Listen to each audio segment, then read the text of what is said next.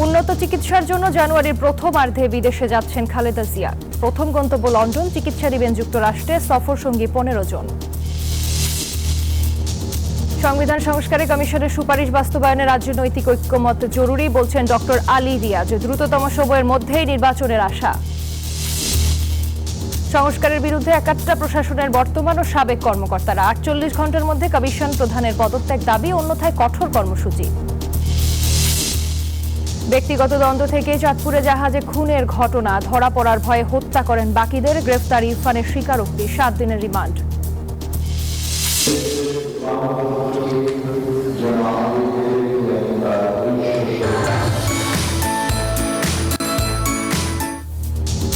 বড়দিনে গির্জায় গির্জায় প্রার্থনা, তারকামানের হোটেলগুলোতে নানা আয়োজন, সবার মাঝে যীশু খ্রিস্টের কল্যাণের বাণী পৌঁছে দেওয়ার আহ্বান। দেশের সবাই সব ধর্মের সবাই যাতে ভালোভাবে থাকে, ঈশ্বরের কাছে চাবো যাতে সবার মধ্যে মনুষ্যত্ব জিনিসটা আসে। বিশ্বের শান্তির জন্য, মানবতার শান্তির জন্য একসঙ্গে কাজ করতে পারেন। 67 আরোহী নিয়ে কাজাখস্তানে আজারবাইজানে যাত্রীবাহী উড়োজাহাজ বিধ্বস্ত, বিস্ফোরণের মুহূর্তে ছিন্ন ভিন্ন সবকিছু, জীবিত উদ্ধার 30। এবং বিপিএলে ঢাকা ক্যাপিটালের হয়ে মাঠ মাতাতে প্রস্তুত সাব্বির, কাজে লাগাতে চান টি10 লিগের অভিজ্ঞতা, ফিরতে চান জাতীয় দলে। স্বাগত নিউজ 24 সংবাদে, আপনাদের সাথে আছি আমি জান্নাতুল ফেরদৌস রুবা। দেখছিলেন সংবাদ শিরোনাম, এবারে বিস্তারিত। অবশেষে উন্নত চিকিৎসার জন্য বিদেশ যাচ্ছেন বিএনপি চেয়ারপারসন খালেদা জিয়া। সবকিছু ঠিক থাকলে উন্নত চিকিৎসার জন্য জানুয়ারির প্রথমার্ধেই বিদেশ যাচ্ছেন তিনি।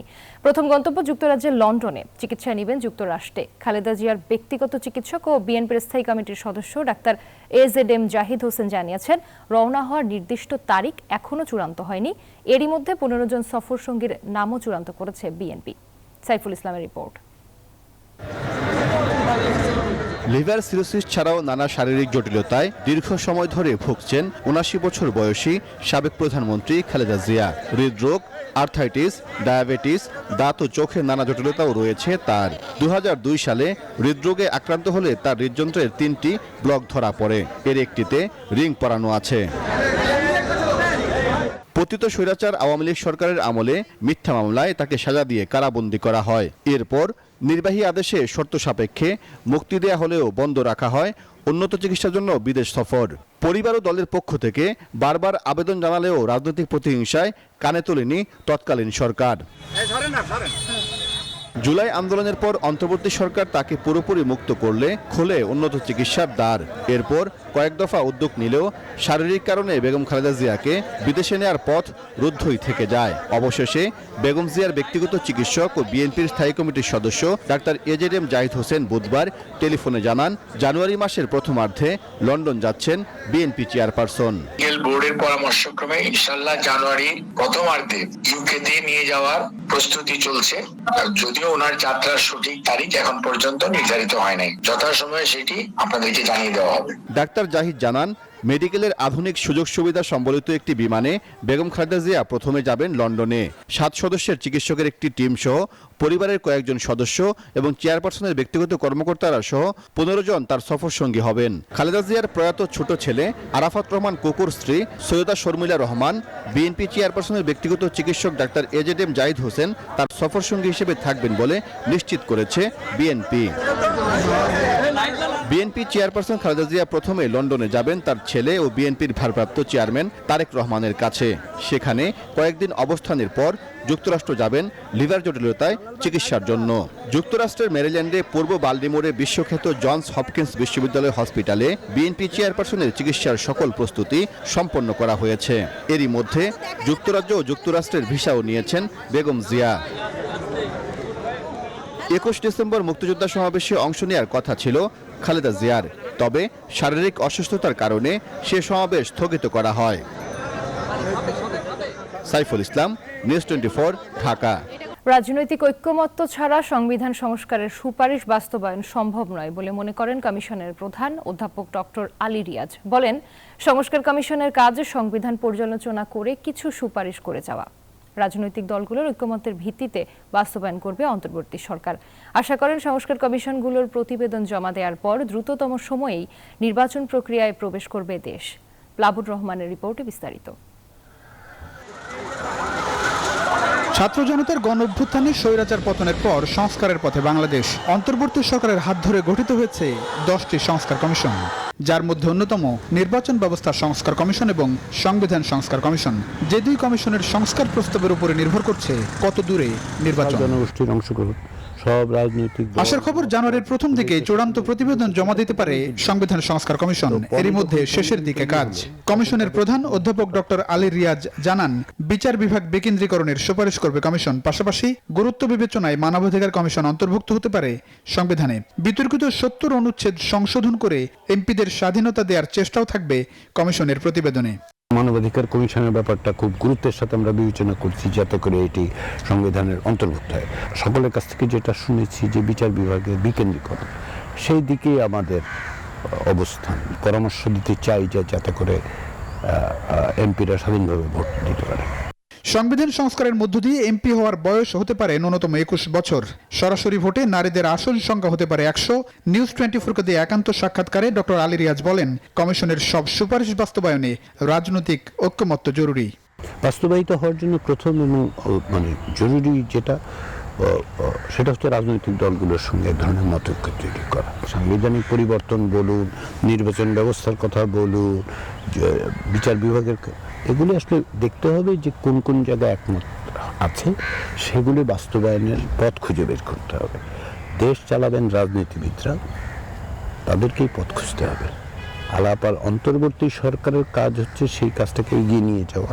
বর্তমান রাজনৈতিক বাস্তবতায় হতাশ নন সংবিধান সংস্কার কমিশনের প্রধান। আশা করেন খুব শিগগিরই নির্বাচনী প্রক্রিয়ার মধ্যে প্রবেশ করবে বাংলাদেশ। মত পথ ভুলে গিয়ে একটাই লক্ষ্য, কি সেটা হচ্ছে এই স্বৈরাচার থেকে আমরা মুক্ত হতে চাই। তারপরে এসে এখন কিছু কিছু ভিন্ন মত হচ্ছে, এটাই স্বাভাবিক। এটাকে আমরা বড় করব না, সমালোচনা করে তো সঠিক পথে রাখতে হবে। তো ফলে সেটা ঠিক আছে। ফলে একেবারে এগুলি নিয়ে উদ্বিগ্ন হয়ে পড়ছি না। আমি তো নিশ্চিত যে এটা একটি নির্বাচনী প্রক্রিয়ার মধ্যে দেশ খুব বেশি সময় লাগবে বলে মনে হয় না। নির্বাচনী প্রক্রিয়ার মধ্যে প্রবেশ করবে বলে আমি আশা করি। স্পষ্ট জানান, গণতান্ত্রিক রাষ্ট্র গঠনের আকাঙ্ক্ষা 1972-এর সংবিধানও ধারণ করতে পারেনি। পরবর্তীতে বিভিন্ন সংশোধনে তা আরও দূরে সরে গেছে। সেখান থেকে বেরিয়ে আসার সুযোগ কাজে লাগাতে সংস্কারে দলগুলোর একমত হওয়ায় জোর দেন ডক্টর আলী রিয়াজ। প্লাবন রহমান, নিউজ 24, ঢাকা। সরকারের ভেতরে ঘাপটি মেরে আছে পতিত ফ্যাসিবাদের দোসররা। তারা সরকারকে বিভ্রান্ত করার চেষ্টা করছে, অভিযোগ করেছেন বিএনপির স্থায়ী কমিটির সদস্য ডাক্তার AZM জাহিদ হোসেন। বুধবার দুপুরে জাতীয় প্রেস ক্লাব মিলনায়তনে এক আলোচনা সভায় এসব কথা বলেন তিনি। জাহিদ হোসেন বলেন, ফ্যাসিবাদের দোসরদের চিহ্নিত করে বিদায় করতে হবে, নইলে অন্তর্বর্তী সরকার সফলভাবে কাজ করতে পারবে না। রাজনৈতিক দলের পেছনে না লেগে ষড়যন্ত্রকারীদের প্রতিহত করতে জাতীয় ঐক্য আরও সুদৃঢ় করার আহ্বান জানান তিনি। বলেন, নানা কথা বলে ঐক্যে ভাঙন ধরালে পতিত স্বৈরাচারী উপকৃত হবে। আমরা অন্তর্বর্তীকালীন সরকারকে বারবার বলতেছি যে আপনারা আপনাদের ভিতর, প্রশাসনের ভিতর ঘাপটি মেরে থাকা বিগত স্বৈরাচারের দোসরদেরকে যদি চিহ্নিত করে সরিয়ে দিতে না পারেন, তাহলে এরকম ঘটনা ঘটতেই থাকবে, আপনারা প্রতিরোধ করতে পারবেন না। ফ্যাসিস্ট সরকার দেশের চিকিৎসা ব্যবস্থাকে ধসিয়ে দিয়েছে। মেধার সর্বোচ্চটা দিয়ে এই ব্যবস্থাকে নতুন করে সাজাতে হবে। চিকিৎসকদের প্রতি এমন আহ্বান জানিয়েছেন জামায়াতে ইসলামীর আমির ডাক্তার শফিকুর রহমান। বুধবার সকালে রাজধানীর আগারগাঁয়ে জাতীয় চিকিৎসক সমাবেশে যোগ দিয়ে তিনি কথা বলেন। চিকিৎসকদের জনগণের প্রত্যাশা পূরণে কাজ করার আহ্বান জানান তিনি। ন্যাশনাল ডক্টরস ফোরামের এই অনুষ্ঠানে সারা দেশ থেকে 2000-এরও বেশি চিকিৎসক যোগ দেন। বিগত সরকারের আমলে বঞ্চিত চিকিৎসকদের পদোন্নতি, স্বাস্থ্য ক্যাডার বিলুপ্ত না করা এবং বিএমডিসিকে কার্যকর করা সহ 14 দফা দাবি জানান চিকিৎসক নেতারা। একটা impressive, smart and seal service এই দেশের জনগণকে উপহার দেওয়া, তার জন্য আর কিচ্ছু লাগে না, জাস্ট একটা সফট অ্যান্ড ক্লিন হার্ট লাগে। মানুষকে ধারণ করার, সম্মান করার এবং এর মাধ্যমে নিজের সত্তাকে পাওয়ার, এই আকর্ষিত যদি থাকে, আমরা অনেক কিছু ভালো করতে পারবো ইনশাআল্লাহ। জনপ্রশাসন সংস্কার কমিটির বিরুদ্ধে এবার একাট্টা হয়েছেন প্রশাসন ক্যাডারের বর্তমান ও সাবেক কর্মকর্তারা। বুধবার রাজধানীর বিয়াম ফাউন্ডেশন মিলনায়তনে এক যৌথ প্রতিবাদ সভায় তারা 48 ঘন্টার মধ্যে সংস্কার কমিশন প্রধানের অপসারণ কিংবা পদত্যাগ দাবি করেন। অন্যথায় বৃহত্তর কর্মসূচি দেওয়ার হুঁশিয়ারিও দেন তারা। উপসচিব পদে পদোন্নতিতে প্রশাসন ক্যাডারের কোটা কমাতে জনপ্রশাসন সংস্কার কমিশনের নেওয়া সিদ্ধান্তের প্রতিবাদ জানিয়েছে বিসিএস প্রশাসন ক্যাডারের অবসরপ্রাপ্ত এবং কর্মরত কর্মকর্তারা। বুধবার এই প্রতিবাদ সভার আয়োজন করে বিসিএস প্রশাসন কল্যাণ বহুমুখী সমবায় সমিতি লিমিটেড ও বাংলাদেশ অ্যাডমিনিস্ট্রেটিভ সার্ভিস অ্যাসোসিয়েশন। এতে বক্তারা বলেন, উপসচিব পদে পদোন্নতিতে প্রশাসন ক্যাডার থেকে 50% এবং অন্য 25 ক্যাডার থেকে 50% রাখার যে প্রস্তাব জনপ্রশাসন সংস্কার কমিশন আনতে যাচ্ছে তা বৈষম্যমূলক, অযৌক্তিক ও ষড়যন্ত্রমূলক। সংস্কারের তো মূল টার্গেট রাষ্ট্র এবং জনকল্যাণ, তো রাষ্ট্র জনকল্যাণ কোথায় আছে? অতীতে কোনো সংস্কার কমিশনের রিপোর্ট বাস্তবায়ন হয়নি, এবারও বাস্তবায়িত হবে না জানিয়ে তারা বলেন, অবিলম্বে সংস্কার কমিশনের চেয়ারম্যানের পদত্যাগ করে কমিশন পুনর্গঠন করতে হবে। এই যে উপসচিব পদে কারা আসতে চায়, এখানে মূলত আসতে চায় হচ্ছে শিক্ষকেরা। তাদের কি কোনো প্রশাসনিক প্রশিক্ষণ রয়েছে? রাষ্ট্রের ওয়েলফেয়ার এবং পাবলিক ওয়েলফেয়ার, এই দুটো থাকে হচ্ছে আমাদের কোর ভিত্তি। এই প্রশাসন ক্যাডার আমরা এক একটা ডিসপিউট রেজুলেশনের জন্য দিন রাত পরিশ্রম করে চলতেছি। প্রশাসন ক্যাডারের কর্মকর্তারা বলেন, সংস্কার কমিটির প্রস্তাব ক্যাডারদের দুভাগে বিভক্ত করে মুখোমুখি দাঁড় করিয়ে দিয়েছে। একটা রিপোর্ট পুরোপুরি শুরু শেষ হওয়ার আগে মাঝখানে প্রকাশ করে দিয়ে এই যে অফিসারদের মধ্যে একটা আন্তঃদ্বন্দ্ব লাগিয়ে দিয়েছেন, এটা কি কোনোভাবে কাঙ্ক্ষিত? অবশ্যই। Bangladesh administrative service, Bangladesh police service, Bangladesh agriculture service, এইটা আমরা করতে পারি কিনা এটা চিন্তা করতে হবে। বারবার জনপ্রশাসনের ক্যাডারদের টার্গেট না করে রাষ্ট্র সংস্কারে তাদের কাজে লাগানোর দাবি জানিয়েছেন প্রশাসন ক্যাডারের কর্মকর্তারা। যে জুডিশিয়াল সেপারেশন আল মোহাইমিনুল খান, নিউজ 24, ঢাকা। দুর্ব্যবহার এবং দীর্ঘদিন ধরে বেতন ভাতা ছুটি না পাওয়ায় ক্ষোভ থেকে জাহাজের মাস্টার গোলাম কিবরিয়া সহ সবাইকে ঘুমের ওষুধ খাইয়ে কুপিয়ে হত্যা করেছে জাহাজ শ্রমিক আকাশ মণ্ডল ইরফান। চাঁদপুরে জাহাজের 7 খুনের ঘটনায় গ্রেফতার ইরফান এমন স্বীকারোক্তি দিয়েছে। বুধবার কুমিল্লায় প্রেস ব্রিফিংয়ে এসব তথ্য জানায় র্যাব। এদিকে ইরফানকে 7 দিনের রিমান্ডে নিয়েছে পুলিশ। বিস্তারিত দেখুন ডেস্ক রিপোর্টে। চাঁদপুরের মেঘনায় 7 খুনের ঘটনায় মামলা হলে অভিযান চালিয়ে পলাতক জাহাজ শ্রমিক আকাশ মণ্ডল ইরফানকে বাগেরহাট থেকে গ্রেপ্তার করে র্যাব। পরে কুমিল্লায় এক প্রেস ব্রিফিংয়ে র্যাব জানায়, জাহাজের মাস্টার গোলাম কিবরিয়া দীর্ঘ 8 মাস ধরে কোনো প্রকার বেতন ভাতা না দেয়ায় ক্ষোভ থেকে আকাশ মণ্ডল ইরফান সবাইকে হত্যা করে। ক্ষোভ ছিল মূলত মাস্টারের উপর, এবং মাস্টারের উপর এই ক্ষোভ থেকেই তিনি পূর্ব পরিকল্পনা করে মাস্টারকে হত্যা করে পরবর্তীতে সে পলায়নের পথ বেছে নেওয়ার উদ্দেশ্যে যখন গমন করবে, তখন তার কাছে মনে হয় জাহাজের অন্যান্য সদস্যরা তার ব্যাপারে তথ্য দিলে সে পুনরায় ধৃত হতে পারে। তিনি আরো জানান, ইরফান প্রথমে খাবারের মধ্যে ঘুমের ওষুধ খাইয়ে সবাইকে অচেতন করে, পরে হাতে গ্লাভস পরে চাইনিজ কুড়াল দিয়ে সবাইকে কুপিয়ে হত্যা করে। মৃত্যু নিশ্চিত করে নিজে জাহাজ চালিয়ে হাইমচর এলাকায় এসে অন্য একটি ট্রলারে পালিয়ে যায়। মাস্টারকে হত্যার সময় অন্যরা দেখে ফেলায় ইরফান তাদেরকেও হত্যা করে বলে জানান র্যাবের এই কর্মকর্তা। আইন শৃঙ্খলা রক্ষাকারী বাহিনীর নিকট থেকে রক্ষা পাওয়ার জন্য সে ক্রমান্বয়ে জাহাজের অন্যান্য সকল সদস্যকে কুপিয়ে হত্যা করে। গত রোববার চাঁদপুরের হরিণা ফেরিঘাট এলাকায় মেঘনা নদীতে থেমে থাকা একটি জাহাজে 7 জনের মৃতদেহ উদ্ধার করা হয়। আহত একজন হাসপাতালে চিকিৎসাধীন। একমাত্র পলাতক সদস্য ইরফানকে আটকের পর উন্মোচিত হলো হত্যা রহস্য। Desk report, news 24। চাঁদপুরে জাহাজের 7 খুনের ঘটনায় গ্রেফতার জাহাজ শ্রমিক আকাশ মণ্ডল ইরফান নিজেই স্বীকার করেছেন কিভাবে ঘুমের ওষুধ খাইয়ে কুপিয়ে হত্যা করেছে জাহাজের মাস্টার গোলাম কিবরিয়া সহ সবাইকে। 8টা মানুষে ফোন করেছি, তবে ভাগ্যস করে 3 জন আহত হয়েছিল। তা 3 জনের মধ্যে 2 জন হসপিটালে যাবে মারা গেছে শুনেছি, আর একজন মনে হয় এখনো বাইসে আছে। তা যদি সে বাইসে থাকে তার কাছে আমি একটা জিনিসই বলি, আমি আপনাদের অনেকবার বলেছি, আপনারা শোনেননি কোনো একটা কথা বলতে। আপনারা বলতেছিলেন যদি চাকরি হারায় যায়, আর যদি জীবনে না থাকে তাহলে চাকরি দেখতে হবে। আমরা যখন সমুদ্র ফাড়ি দিই তখন তো রাষ্ট্র ডুবে যায়, মরে যেতে পারি আমরা, এর তো কোনো গ্যারান্টি নাই। আর মরে গেলে কি হবে, ওই মৃত্যু কামনা করে চলে যাবে। বড়দিনে রাজধানীর তারকামানের হোটেলগুলোতে চলছে ছোটদের জন্য নানা আয়োজন। কিডস কার্নিভালে অংশ নিতে বাবা মায়ের হাত ধরে ভিড় করে শিশুরা। সান্টা ক্লজের দেয়া উপহার পেয়ে দারুণ খুশি তারা। উৎসব রঙিন করতে পুরো হোটেল চত্বর সাজানো হয় লাল, সাদা, সবুজ রঙের ক্রিসমাস সাজে।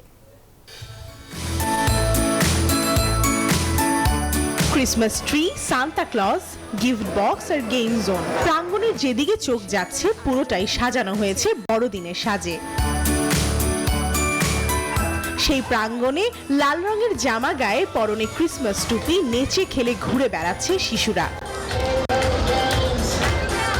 ছুটির এই দিনে ঢাকার 5 তারকা হোটেলগুলোতে কিডস কার্নিভাল আনন্দে মেতেছে তারা। আমি ট্রেনে উঠেছি, জাম্পিং খেলেছি। আমি অনেক খুশি যে বাংলাদেশে এরকম আমরা ক্রিসমাস থিমের জিনিসপত্র পাচ্ছি। চকলেটগুলো অনেক মজা ছিল।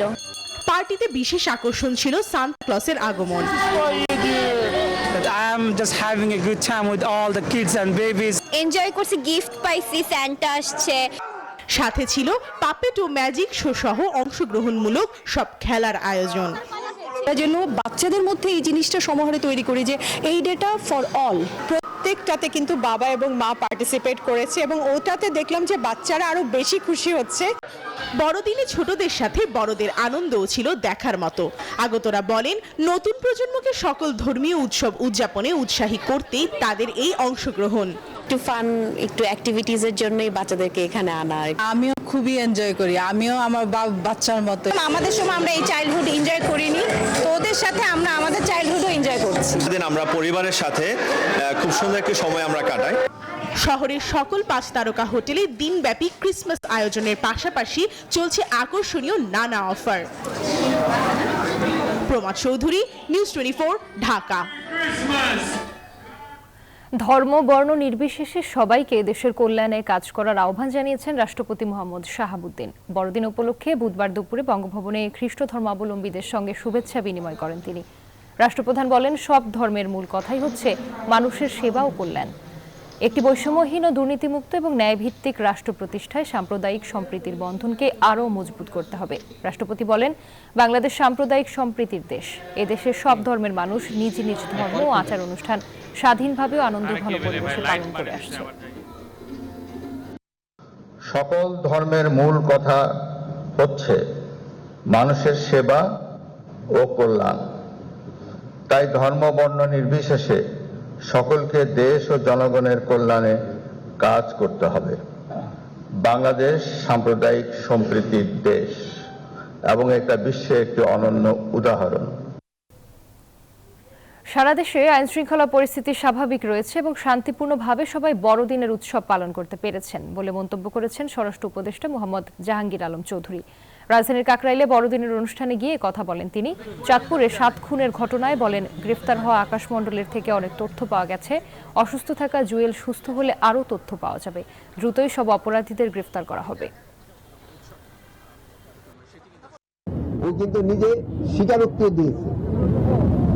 এরপরে আইনের আওতায় তো তার আনা হয়েছে এবং তার বিচার হবে।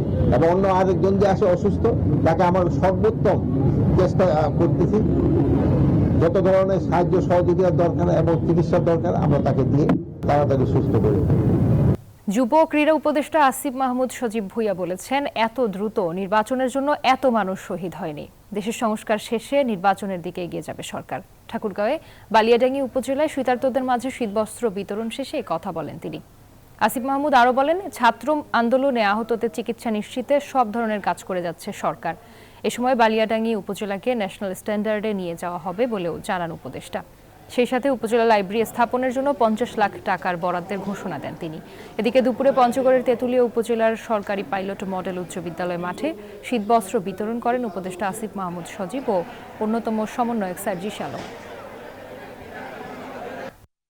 যদি এরকম সুপারিশের খেলা, টাকার খেলা চলতে থাকে, তাহলে দুইটা জিনিস হতে পারে। হয় আমরা এটা হতে দিব না, না হয় এগুলোকে বাধা দেওয়ার জন্য প্রয়োজনে আরো রক্ত দিব।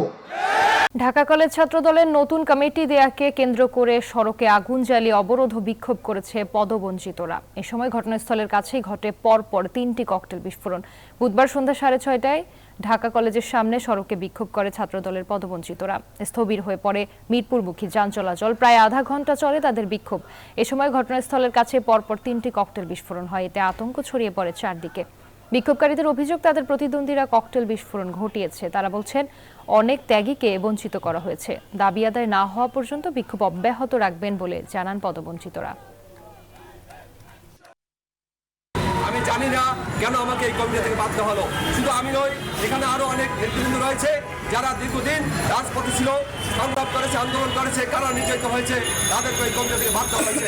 এখানে অবস্থান করতেছিলাম আমরা, আমাদের উপর অতর্কিতভাবে বোমা হামলা করা হয়েছে।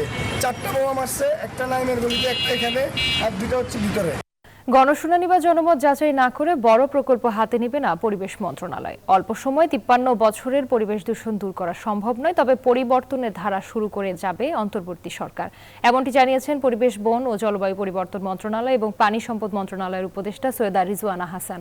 বুধবার রাতে তেজগাঁওয়ে প্রকৃতি ও জীবন ফাউন্ডেশন চ্যানেল আই প্রকৃতি সংরক্ষণ পদক 2023 বিতরণ অনুষ্ঠানে ঢাকার 21টি খালকে সংযুক্ত করে ব্লু নেটওয়ার্ক করা ও নদী দূষণ দখলমুক্ত করার কাজে দ্রুত শুরু হবে বলেও জানান তিনি। বলেন, বন্যপ্রাণী হত্যা করে আর কেউ পার পাবে না। 53 বছরের সমস্যা আপনি 1 বছরে সমাধান করতে পারবেন না, কিন্তু সমাধানের প্রক্রিয়াটাও যদি আমরা শুরু করে দিয়ে যেতে পারি, যদি জনগণকে বুঝাতে পারি যে কেন এই সমাধানগুলো দরকার এবং এই সমাধানগুলো সম্ভব, তাহলে আমার মনে হয় একটা কাজ হবে। কাজাখস্তানে যাত্রীবাহী বিমান বিধ্বস্ত হয়ে বেশ কয়েকজনের প্রাণ গেছে। 67 আরোহীর মধ্যে এখন পর্যন্ত জীবিত উদ্ধার করা হয়েছে 30 জনকে, এমন তথ্য দিয়েছে বিবিসি। তবে কাজাখস্তানের স্থানীয় সংবাদ মাধ্যম বলছে বিমানে 70 জনের বেশি যাত্রী ছিল। ঘন কুয়াশার কারণেই এই দুর্ঘটনা ঘটতে পারে বলে ধারণা করা হচ্ছে। আজারবাইজান এয়ারলাইন্সের URJ-190 বিমানটি বাকু থেকে স্থানীয় সময় বুধবার ভোরে চেচনিয়া প্রদেশের গ্রুজনি উদ্দেশ্যে রওনা দেয়। তবে ঘন কুয়াশার কারণে সেটির পথ ঘুরিয়ে দেওয়া হয়। পরে কাজাখস্তানের আকাউ শহরের কাছে নিয়ন্ত্রণ হারিয়ে যাত্রীবাহী প্লেনটি বিধ্বস্ত হয়। এতেই ঘটে এই হতাহতের ঘটনা।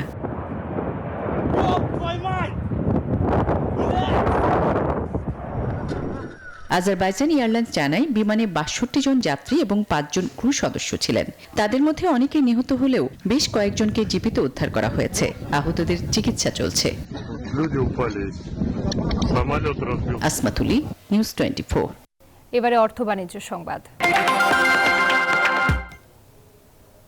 2025 সালে ভারতের নতুন কর্মী নিয়োগ 9% বাড়তে পারে। চাকরি বিষয়ক প্ল্যাটফর্ম ফাউন্ড ইটের বরাতে তথ্য দিয়েছে ইকোনমিক্স টাইমস। তাদের প্রতিবেদনে বলা হয়, তথ্য প্রযুক্তি, খুচরা, টেলিযোগাযোগ, ব্যাংকিং, আর্থিক পরিষেবা ও বিমা খাতে হবে বেশি নিয়োগ। চলতি বছরে ভারতে নতুন কর্মসংস্থানের প্রবৃদ্ধি হবে 10%।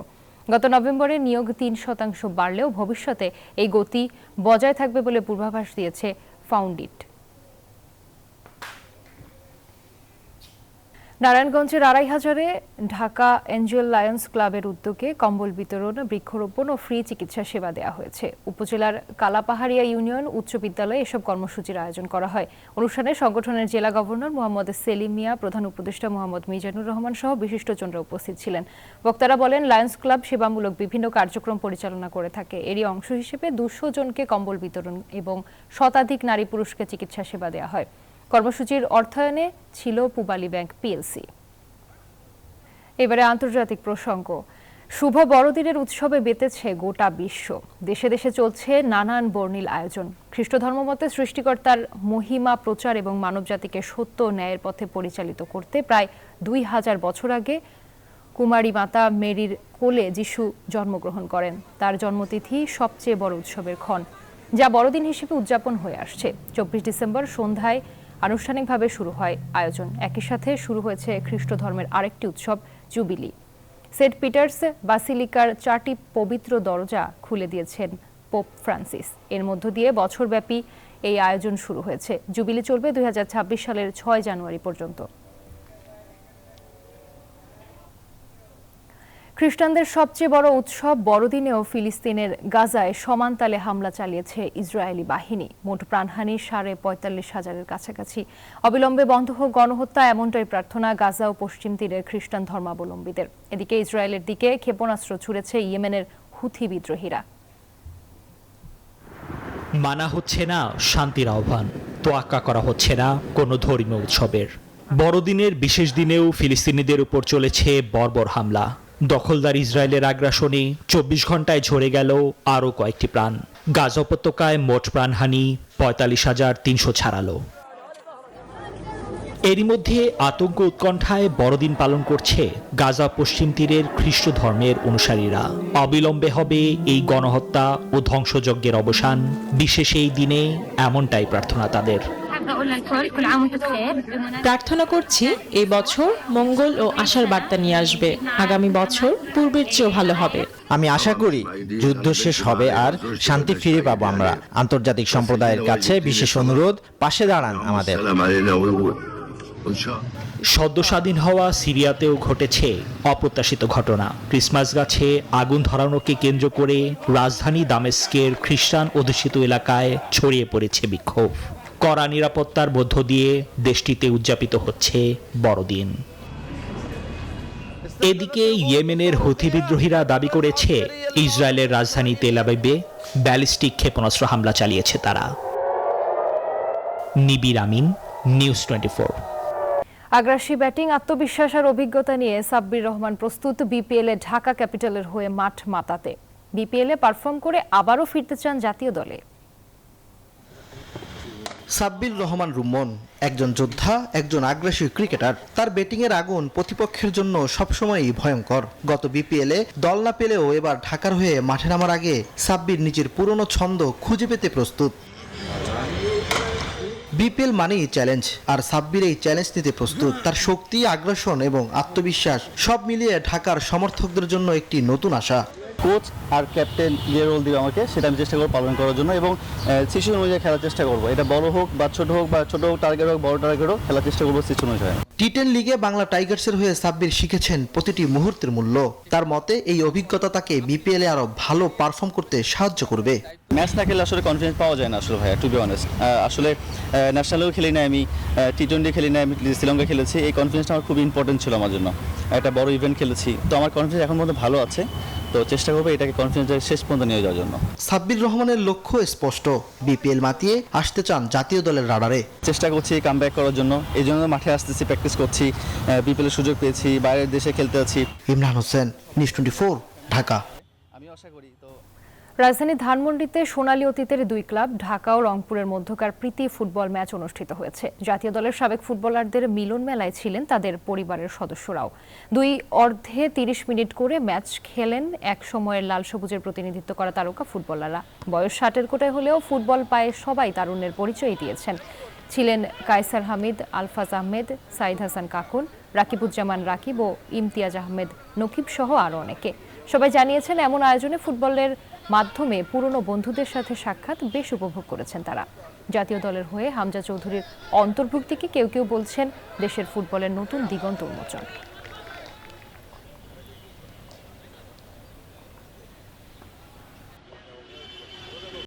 আমরা খেলি বন্ধুত্ব সুলভ খেলা।